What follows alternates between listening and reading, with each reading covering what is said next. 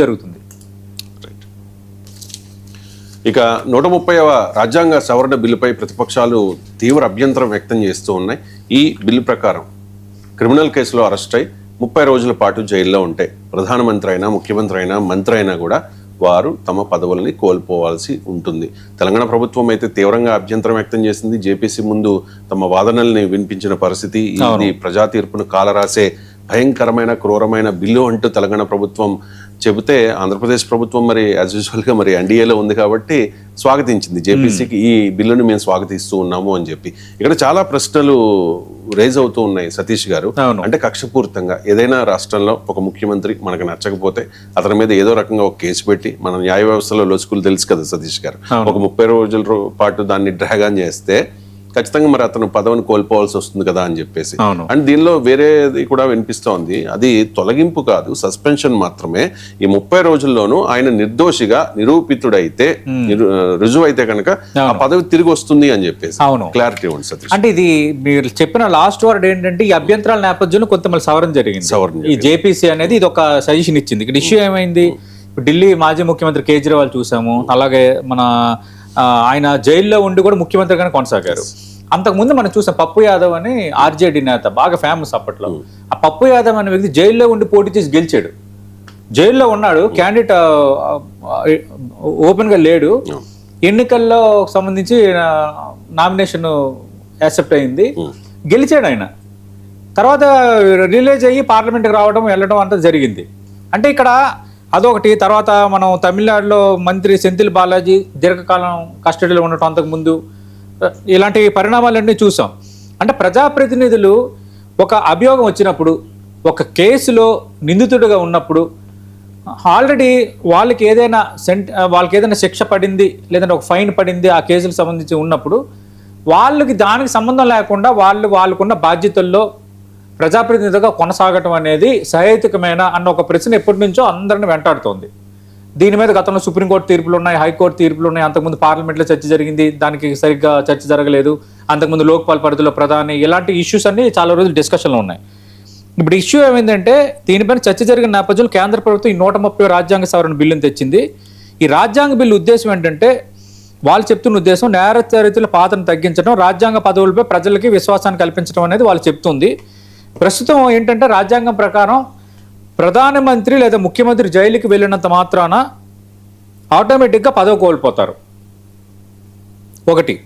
రెండోది, పదవి కోల్పోరు. రెండోది, కోర్టు దోషిగా తేల్చి ప్రజా ప్రాతినిధ్యం చట్టం ప్రకారం అనర్హత వస్తేనే సభ్యత్వం కోల్పోయే అవకాశం ఉంది. అంటే కోర్టు దోషిగా తేల్చాలి, ప్రజాప్రాతినిధ్యం చట్టం ప్రకారం అనర్హత వస్తేనే వాళ్ళు సభ్యత్వం కోల్పోయే అవకాశం ఉంది. లేదంటే రాజీనామా చేయటం, లేక రాష్ట్రపతి లేదా గవర్నర్ సూచనల మేరకు తొలగించడం మాత్రమే ఇక్కడ ఒక మార్గంగా ఇప్పటివరకు ఉంది. ఈ ఖాళీని భర్తీ చేయాలన్న ఉద్దేశంతో ఈ కొత్త రాజ్యాంగ సవరణ బిల్లుని ఇప్పుడు తీసుకొచ్చారు. ప్రభుత్వం గత ఏడాది ప్రవేశపెట్టిన బిల్లులో కీలక ప్రతిపాదన ఏంటంటే, 5 ఏళ్ళు లేదా అంతకంటే ఎక్కువ శిక్ష పడే తీవ్రమైన నేరంలో, అంటే శిక్ష అలా ఉండాలి.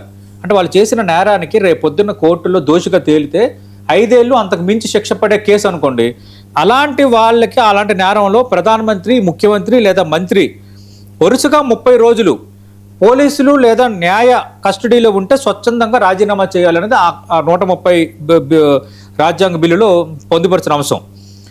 లేని పక్షంలో ఒకవేళ రాజీనామా స్వచ్ఛందంగా చేయకపోతే ఈ 31వ రోజు ఆ పదవి ఆటోమేటిక్గా కోల్పోతుంది. అంటే కోల్పోతారు వాళ్ళకి ఇది లేకుండా. ఇప్పుడు ఇదే నిబంధన దేశవ్యాప్తంగా చర్చగా దారితీసింది. ఇష్యూ ఏంటంటే, స్పెసిఫిక్గా కాంగ్రెస్ కానీ, ఇండి కూటమి కానీ మరికొన్ని పార్టీలు రేజ్ చేస్తున్నాయి ఏంటంటే, ఇప్పటికే ఈడీని, సిబిఐని వాడుకుంటూ కక్ష సాధింపు చర్యలకు పాల్పడుతున్నారు అనేది వాళ్ళ ఆరోపణ. లేదు, చట్టం తన పని తాను చేసుకుపోతుందని ఎన్డీఏ గవర్నమెంట్ చెప్తోంది. కొన్ని రాష్ట్రాల్లో వ్యవస్థల వినియోగం పైన, దుర్వినియోగం పైన చాలా డిస్కషన్ ఉంది, కొన్ని ఆరోపణలు కూడా ఉన్నాయి. అదే సందర్భంలో ఇప్పుడు దీన్ని, ఎందుకంటే ఒకరిపై ఒక కేసు పెట్టారు, కేసుకి రేపు పొద్దున్న శిక్ష రుజువు అయితే వాళ్ళకి 5 ఏళ్ళు అంతకుమించి జైలు శిక్ష పడవచ్చు. అంతకు ముందే 30 రోజుల పాటు మిమ్మల్ని పోలీసులు దర్యాప్తులో భాగంగా కస్టడీలో ఉంచుకున్నారు అనుకోండి, ఆటోమేటిక్గా 31 రోజు మీ పదవి పోద్ది. పదవి పోతే రేపొద్దున్న ఆ కేసులో మీరు నిర్దోషిగా తేలేరు అనుకోండి, మరి పదవి పోవటం తప్పే కదా. దీనికి సంబంధించి ఇష్యూస్ అయిన నేపథ్యంలోనే ఇప్పుడు మీరు చెప్పిన లాస్ట్ పాయింట్, ఈ అభ్యంతరాల నేపథ్యంలో ఇప్పుడు దీనికి ఒక కొంత సవరించారు. మన లీగల్ సిస్టంలో ఒక 30 days లో ఒక కంక్లూజన్ వచ్చే అవకాశం లేదు కదా.